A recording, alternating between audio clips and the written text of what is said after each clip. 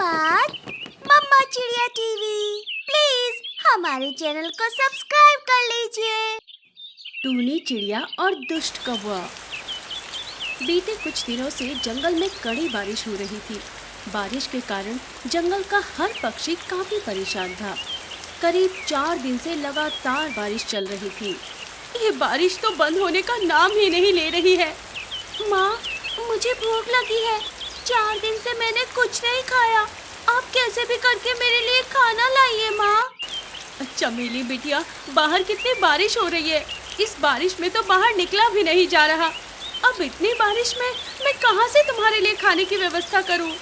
तभी टूनी चिड़िया की नजर सामने एक कालू कौवे के घोंसले पर पड़ती है। बिटिया, देखो तो, सामने कौवे भाई का घोंसला है। शायद कौवे भाई के घोंसले में कुछ खाने को हो। मैं कैसे भी करके वहाँ जाती हूँ और उनसे थोड़ा खाने को कहती हूँ।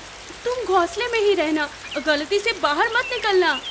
इतना कहकर टूनी चिड़िया कालू कौवे के घोंसले की ओर जाने लगती है। बारिश इतनी ज्यादा थी कि उस बारिश में टूनी चिड़िया से ठीक से उड़ा भी नहीं जा रहा था। टूनी चिड़िया जैसे तैसे कालू कौवे के घोंसले तक पहुंच जाती है। इधर चमेली चिड़िया अपने घोंसले में बैठी रो रही थी कि तभी एक खूंखार बाज पक्षी वहां आ जाता है। अरे वाह, 4 दिन से बारिश में भटकने के बाद अब जाकर मुझे शिकार मिला है। चलो, इस चिड़िया को उठाकर अपने घोंसले में ले जाता हूँ। वो बाज चमेली चिड़िया को अपने पैरों में पकड़कर वहाँ से उठाकर ले जाने लगता है। माँ, माँ, माँ।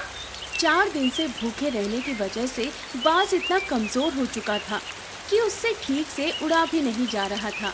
तभी थोड़ी दूर पर जाते ही बाज को चक्कर आ जाते हैं और वो धड़ से चमेली चिड़िया के साथ नीचे गिर जाता है। इधर टूनी चिड़िया कालू कौवे के घोंसले में थी। कौवे भाई, अब मुझे थोड़ा खाना दीजिए ना। 4 दिन से मेरी बेटी और मैं भूखे हैं। चिड़िया बहन, अगर हम अपना खाना आपको दे देंगे तो हम क्या खाएंगे? आपको दिखाई नहीं देता क्या कि जंगल में 4 दिन से लगातार बारिश हो रही है? आप जाइए यहाँ से, हम खुद इतना खाकर अपना गुजारा कर रहे हैं। टूनी चिड़िया कालू कौवे के सामने गिड़गिड़ाती रही, पर कालू कौवा उसे जरा भी खाने को नहीं देता। तभी टूनी चिड़िया निराश होकर बारिश में अपने घोंसले में आती है। तभी वो देखती है कि उसकी बेटी चमेली चिड़िया घोंसले में नहीं थी। चमेली बिटिया, कहाँ चली गई? चमेली, चमेली, कहाँ हो बेटी तुम? चमेली! टूनी चिड़िया आसपास देखने लगती है, पर उसे चमेली चिड़िया कहीं दिखाई नहीं देती। टूनी चिड़िया काफी परेशान हो जाती है।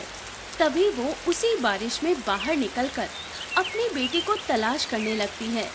उतने में टूनी चिड़िया को एक भोला कबूतर दिखाई देता है जो अपने बेटे को तलाश कर रहा था। चिड़िया बहन, क्या आपने मेरे बेटे को देखा है? वो पता नहीं इतनी बारिश में घोंसले से निकलकर कहाँ चला गया। कबूतर भाई, मैं खुद अपने बेटे को ढूंढ रही हूँ। पता नहीं वो भी इतनी बारिश में कहाँ चली गई।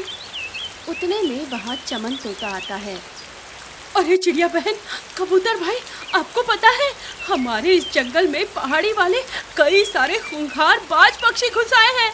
वो 4 दिन से भूखे होने की वजह से हम पक्षियों के बच्चों को पकड़ कर ले जा रहे हैं।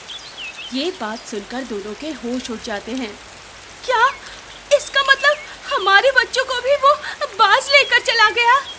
ये बारिश तो हमारे जंगल और हमारे जीवन में कैसा कहर लेकर आई है। अब हम इतने बारिश में अपने बच्चों को कहाँ तलाश करें? वो बाज कहाँ लेकर गए होंगे हमारे बच्चों को? जैसे तैसे एक दिन बीत जाता है। अगले दिन सवेरे बारिश तो बंद हो जाती है, पर इतने दिनों से लगातार बारिश होने की वजह से जंगल में हर तरफ पानी ही पानी भर चुका था। पक्षियों, जंगल में तो हर जगह पानी ही पानी भर चुका है। अब हम अपने बच्चों को कहाँ तलाश करें? यहाँ तो जमीन दिखाई ही नहीं दे रही। तभी वो बाज जो चमेली चिड़िया को उठाकर ले गया था, वो बाज चमेली चिड़िया को उठाकर अपने पैरों में वहाँ से ले जाने लगता है। ये देखकर सारे पक्षी घबरा जाते हैं। चमेली चिड़िया उस समय बेहोश थी।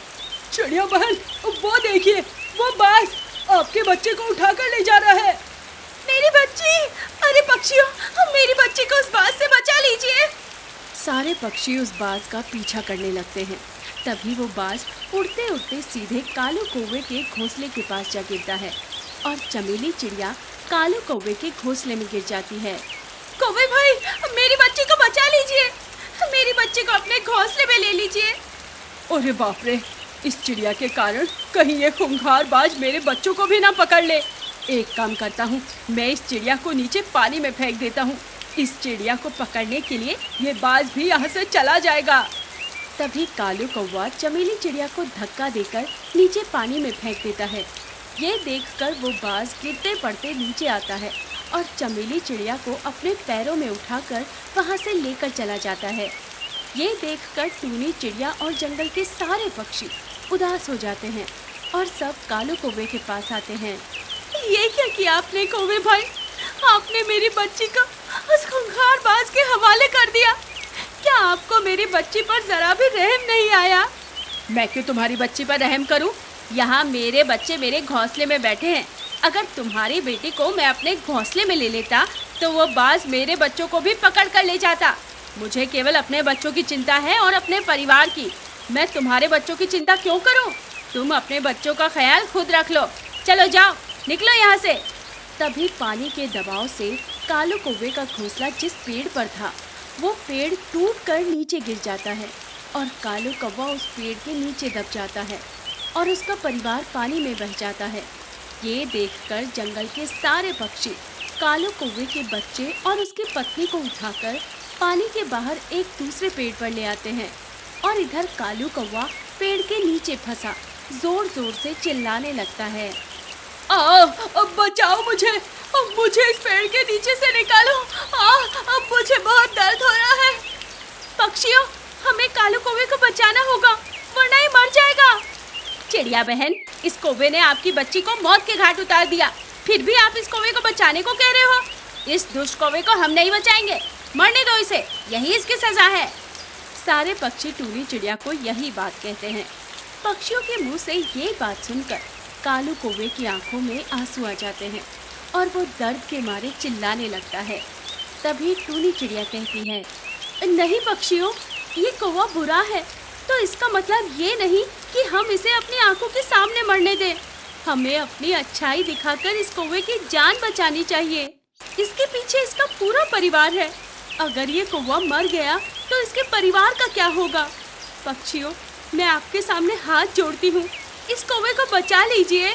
ये सुनकर कालू कौवे की आंखों में आंसू आ जाते हैं और तभी सारे पक्षी मिलकर कालू कौवे को उस पेड़ के नीचे से जैसे तैसे करके निकाल लेते हैं। ये देखकर कालू कौवा रोते रोते टूनी चिड़िया और सारे पक्षियों से माफी मांगता है। मुझे माफ कर दीजिए चिड़िया बहन, मैंने आपके साथ इतना बुरा किया, फिर भी आपने मेरी जान बचाई। जंगल के पक्षियों, यहाँ से थोड़ी दूर एक पहाड़ी इलाका है जो मैंने कल ही खरीदा है। अब से वो पहाड़ी इलाका हम सब का है। जब तक बारिश का मौसम खत्म नहीं हो जाता हम सब मिलकर उसी पहाड़ी पर रहेंगे। उसके बाद कालू कौवा सारे पक्षियों को लेकर अपने उस पहाड़ी वाले इलाके में चला जाता है और उस दिन से सारे पक्षी उस पहाड़ के अंदर गुफा में रहने लगते हैं। तो इस तरह कालू कौवे को अपनी गलती का एहसास हुआ और सारे पक्षी बारिश के पानी के कहर से बच गए।